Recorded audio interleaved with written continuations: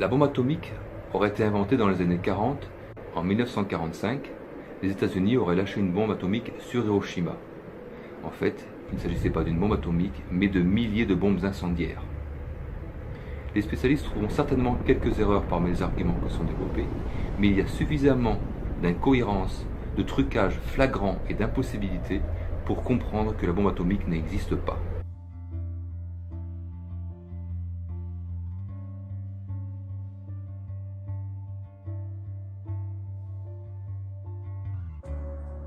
Une fumée est toujours composée de carbone sous forme de monoxyde de carbone CO, de dioxyde de carbone CO2, de dioxyde de soufre SO2, de dioxyde d'azote NO2 et de différents imbrûlés provenant de la matière qui explose ou se consume. Or, dans la matière fissile de leur soi-disant bombe atomique, il n'y a pas un seul atome de carbone, ni de soufre, ni d'azote. Pas un. Il n'y a que des atomes d'uranium ou de plutonium qui se divisent en deux pour former des atomes plus petits et plus légers. C'est pour ça qu'une réaction nucléaire ne produit jamais de fumée. D'ailleurs, la réaction de fission avec de l'uranium dans les centrales nucléaires ne produit aucune fumée, alors que c'est exactement la même réaction en brûlant que dans une bombe atomique. La fumée qui s'échappe de ces cheminées ne vient pas de la fission de l'uranium, c'est la fumée de condensation provenant du circuit d'eau faisant tourner des générateurs électriques. Ce n'est que de la vapeur d'eau, sans aucun rayonnement radioactif, sans aucun atome d'uranium. L'uranium ne peut pas s'enflammer, sauf s'il est sous forme métallique et sous forme de poudre très fine. C'est un système qui est utilisé pour des munitions modernes, destinées à perforer le métal des blindages. Or, dans une bombe atomique, l'uranium n'est pas du tout sous forme de poudre fine, au contraire, puisque la masse d'uranium doit être la plus compacte possible. Donc d'où pourrait provenir cette énorme quantité de fumée? Selon certains, cette fumée proviendrait de l'azote de l'atmosphère qui a été transformé en carbone 14. C'est ce même processus qui fournirait le carbone dans les champignons atomiques. Mais puisque toutes les bombes atomiques fonctionnent de la même façon, alors tous les champignons atomiques devraient produire une fumée de couleur franchement noire, puisque le carbone est noir. Comment se fait-il que sur ces photos, on a des champignons atomiques qui peuvent être blancs, rouges, voire oranges? D'autres affirment que cette fumée provient du carbone contenu dans l'air, mais la proportion du carbone atmosphérique n'est que de 0,037%.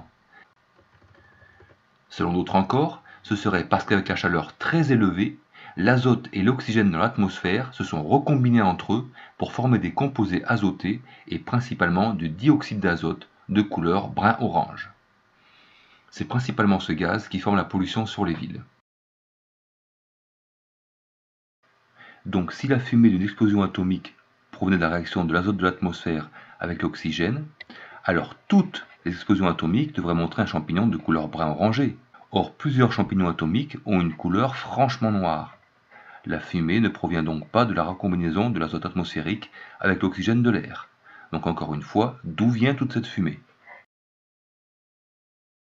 Elle ne pourrait pas provenir de la végétation au sol qui aurait brûlé et aurait été aspirée avec la chaleur vers le ciel. La majorité des essais d'explosion soi-disant atomiques ont eu lieu dans un désert où il n'y a que des cactus et aucune végétation. La fumée ne pourrait pas non plus provenir de la poussière du sol qui a été soulevée, puisqu'avec la puissance du souffle, cette poussière devait être poussée sur les côtés à des centaines de mètres avant d'être aspirée vers le haut et de monter à la verticale. Or on ne voit jamais ceci. On voit immédiatement après l'explosion apparaître une énorme masse de fumée compacte qui s'élève dans l'atmosphère. De plus, on voit bien que le champignon n'est pas constitué de poussière, il s'agit bien d'une épaisse fumée provenant d'une réaction chimique contenant du carbone. De plus, lors d'une explosion, la poussière, qui est quand même assez lourde, retombe rapidement au sol. Jamais elle ne monte à plusieurs kilomètres d'altitude, sauf dans le cas des volcans. Mais un volcan est des milliers de fois plus puissant qu'une bombe atomique. Et de plus, un volcan envoie de la matière brûlante dans l'atmosphère pendant des journées, voire pendant des mois. Une explosion atomique ne durerait qu'une fraction de seconde. Et surtout, la température de la soi-disant explosion atomique dépasse les 1 million de degrés. Donc toute la poussière devait être immédiatement vaporisée. Le champignon atomique d'Hiroshima serait monté à une altitude de 17 km. Si on considère qu'il mesurait 100 mètres de diamètre, certainement beaucoup plus, cela fait un volume de plus de 100 millions de mètres cubes. la fumée pesant environ 3 kg par mètre cube, il faut savoir que l'air autour de nous pèse 1 kg par mètre cube, cela correspondrait à une masse de 400 millions de kilos, 400 000 tonnes, ce qui correspondrait à un cratère de 300 mètres de large sur 2 mètres de profondeur. Or, les photos du point zéro d'Hiroshima ne montrent aucun cratère. Une réaction de fission atomique produit une lumière bleue caractéristique. Donc, lors d'une explosion atomique, on devrait aussi voir un intense flash bleu. Pour terminer, il faut savoir que moins de 2% de l'uranium présent dans la bombe atomique aurait subi la réaction en chaîne, soit environ 1 kg, soit le volume d'une grosse noix, parce que l'uranium est très lourd. Et donc un volume aussi petit pourrait produire les gigantesques explosions que l'on montre avec autant de fumée. Si une explosion atomique existait, il n'y aurait qu'un flash intense d'énergie pure, comme un soleil, mais en aucun cas cela formerait un champignon de fumée.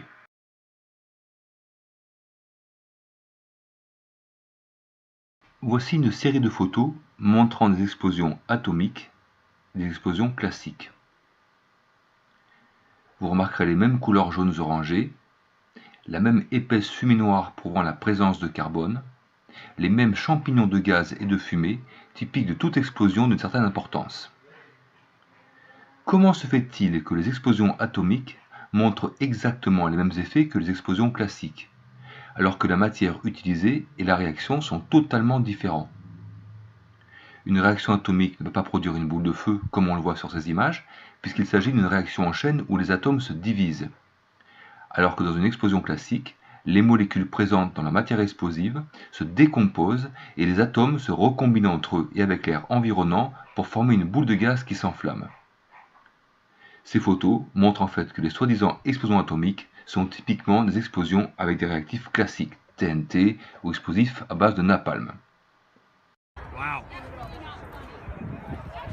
You okay, buddy? L'analyse des témoignages des premiers soi-disant tests atomiques prouve bien que ces explosions n'avaient rien d'atomique. Le 13 février 1960, la France a effectué un soi-disant essai nucléaire lors de l'opération Gerboise bleue en Algérie, encore française.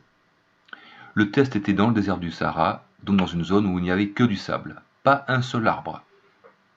La bombe est installée sur une tour de 70 mètres de hauteur. Et un journaliste présent sur le site décrit ce qu'il voit. Écoutez bien. La boule de feu est immense.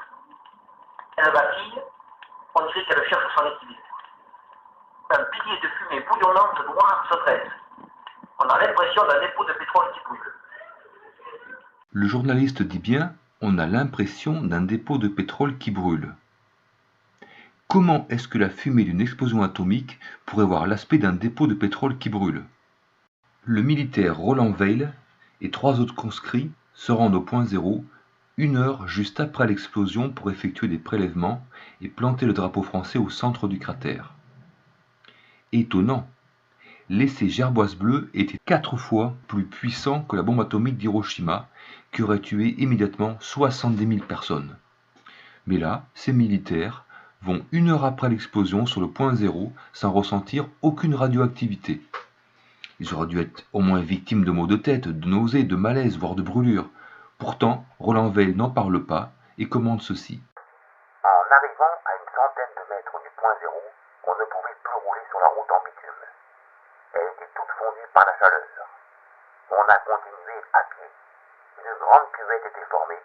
C'était tout noir comme du cirage, noir et brillant, comme de la glace.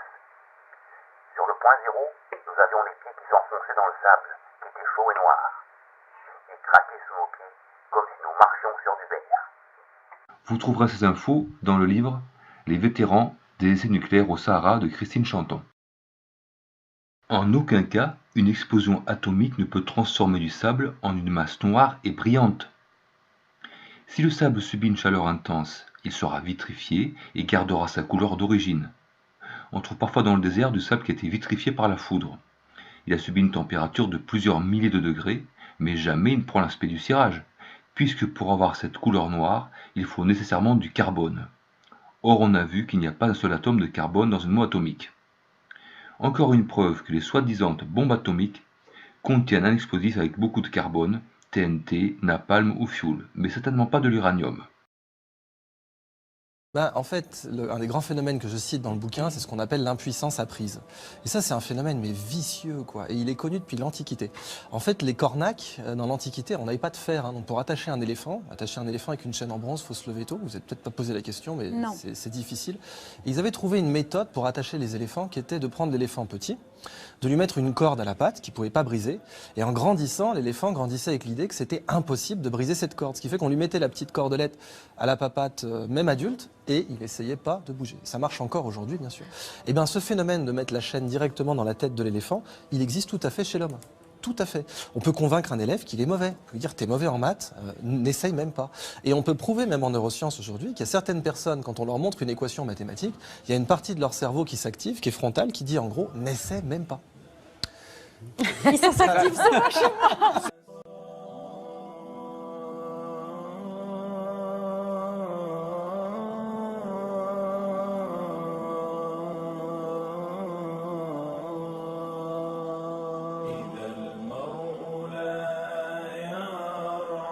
إلا تكلم